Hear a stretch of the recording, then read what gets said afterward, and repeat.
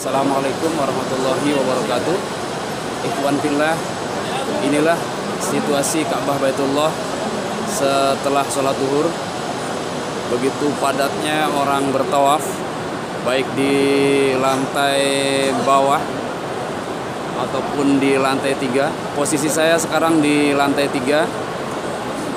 Sama padatnya, banyak orang yang bertawaf.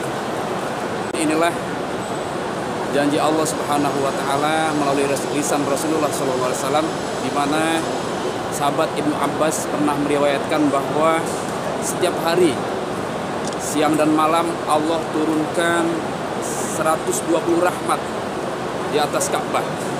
60 diantaranya adalah untuk orang yang bertawaf, 40 diantaranya adalah untuk orang yang sholat, dan 20 untuk orang yang memandangnya. Tanpa sholat, tanpa tawaf, memandangnya Allah berikan rahmat, Allah berikan pahala. Makanya Rasulullah juga memberikan doa untuk kita semua.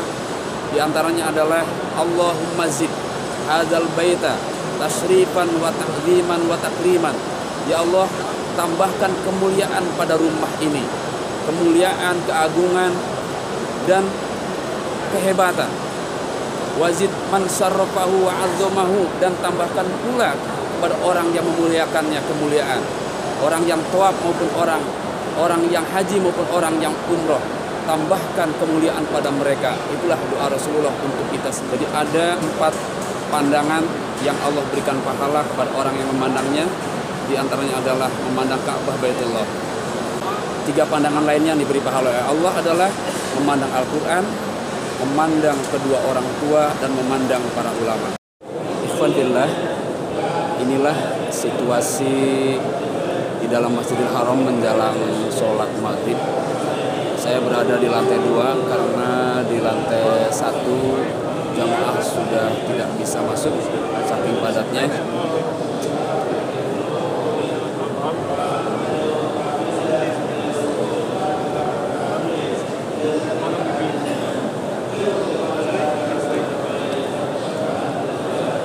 Yang Anda saksikan adalah keadaan di lantai 2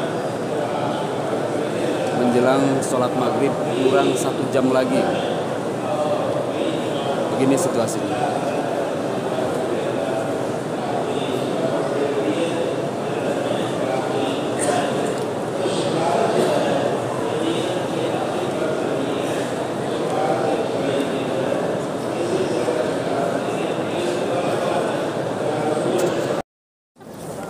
Alhamdulillah, inilah situasi di luar Masjidil Haram selesai sholat subuh.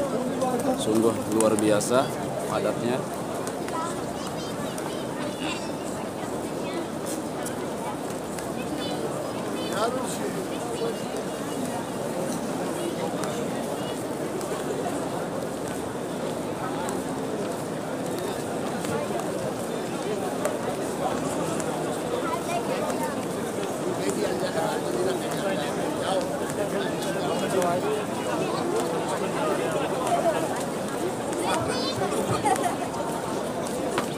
Sungguh luar biasa antusiasnya masyarakat muslim, umat Islam untuk memperoleh ridha Allah Subhanahu wa taala, sebagaimana yang dijanjikan oleh Rasulullah SAW bahwa 1 rakaat di Masjidil Haram, sholat 1 rakaat di Masjidil Haram lebih utama sehingga berbanding 100.000 kali lipat jika sholat di luar Masjidil Haram.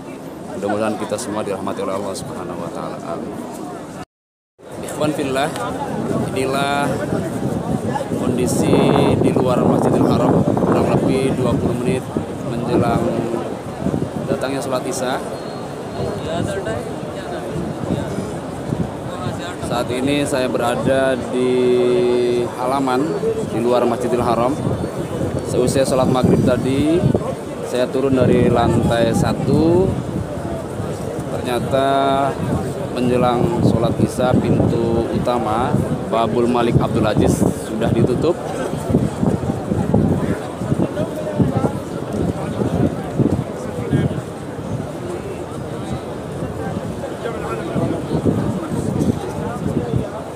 Insya Allah beberapa menit lagi akan dikumandangkan adzan sholat Isya.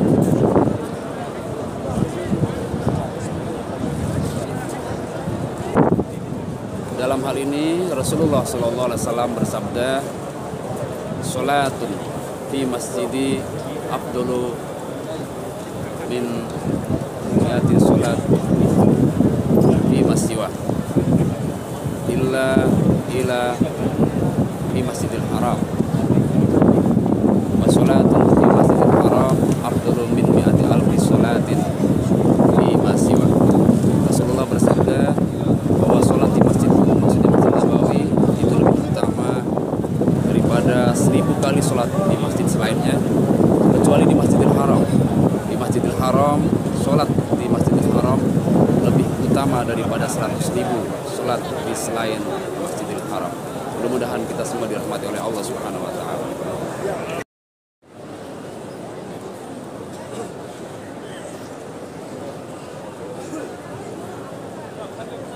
Assalamualaikum warahmatullahi wabarakatuh. Ikhwan fillah, alhamdulillah kita panjatkan puji syukur kehadirat Allah Subhanahu wa taala. Pagi ini khususnya saya berada di depan Ka'bah Baitullah. Allah Subhanahu wa taala berfirman dalam Al-Qur'an surat Al-Baqarah ayat 196.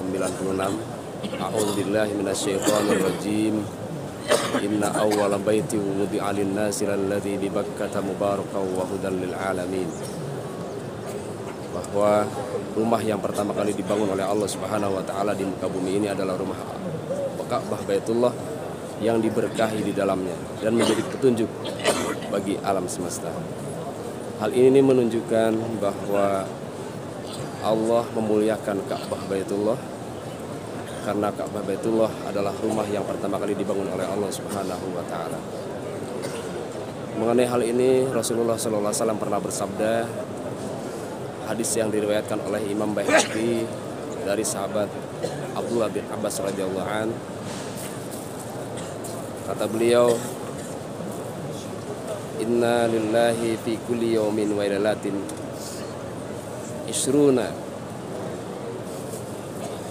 wa mi'at rahmatin tanzilu ala hadzal bait sittuna lit taifin wa arba'una lil musallin wa isruna lin nazirin." Bahwa pada setiap hari, siang dan malam Allah menurunkan 120 rahmat ke atas Ka'bah Baitullah ini. 60 diantaranya adalah untuk orang yang tawaf, 40 lagi untuk orang yang sholat, dan 20-nya lagi adalah untuk orang yang memandangnya.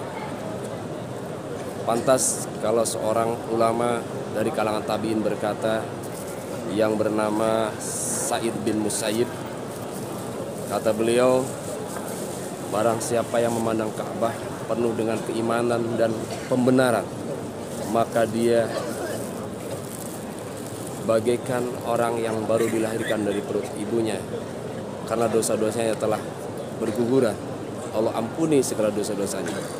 Demikian kemuliaan Ka'bah menurut beberapa keterangan yang telah saya dapatkan baik dari Al-Quran, hadis maupun pernyataan para ulama kita. Oleh karena itu Rasulullah selalu mengajarkan doa kepada kita. Apabila kita melihat Ka'bah, maka panjatkan doa kepadanya. Allahumma zid hadzal baita tasyrifan wa ta'ziman wa takriman wa mahabatan wa zid man syarrafahu wa azamahu mimman hajjahu aw i'tamarahu ta'ziman wa takriman wa birran. Ya Allah, tambahkan kemuliaan, keberkahan, dan keagungan pada Ka'bah Baitullah. Tambahkan pula kepada orang yang berhaji ataupun berumrah beberapa kemuliaan dan keagungan serta kebaikan pada mereka. Semoga kita yang sudah diberi kesempatan oleh Allah untuk berada di depan Ka'bah Baitullah dapat memanfaatkan kebaikan-kebaikan yang Allah telah berikan pada kita, dan kepada yang belum berkesempatan bersimpuh duduk di depan Ka'bah Baitullah, semoga Allah segera sampaikan ke rumahnya yang suci dan penuh berkah ini. Terima kasih. Assalamualaikum warahmatullahi wabarakatuh.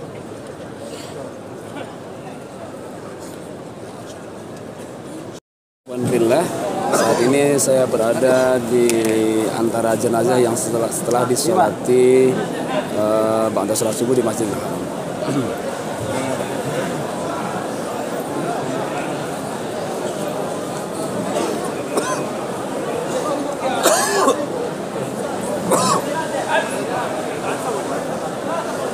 Anjing,